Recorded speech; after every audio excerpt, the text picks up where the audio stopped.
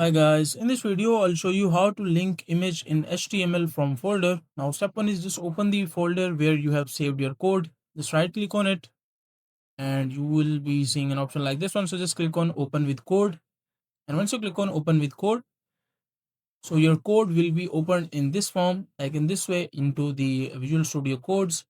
As you can see, like this is my HTML code. Now if I want to add some kind of image, so let me just go and find the image. Like let's say this is the image that I want to add into my HTML. As you can see, this is the image. So simply right click on it, or you can just copy the image by clicking on Control C. Copy the image, go into the folder of HTML which you have in which you have saved the code.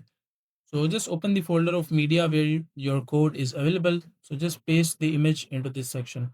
Once your image is pasted in this section, and once you come back, as you can see, like this is the image that we copied and pasted into that folder. So now this image has been saved into the same folder. Now just right click on the image and click on copy. And once you click on copy, go back to the code and find this section called image src. So just in the inverted commas, just click once and paste the link by Control V. And now as you can see that we have the link of the image into our image src section.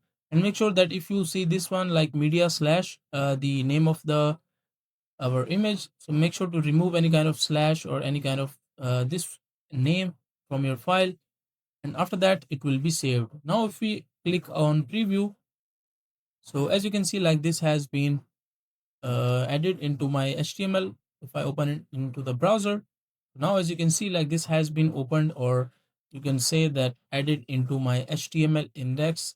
And that is a simple and easy process of how you can add image in HTML from folder. Now make sure to like the video and subscribe to the channel if you find this video useful.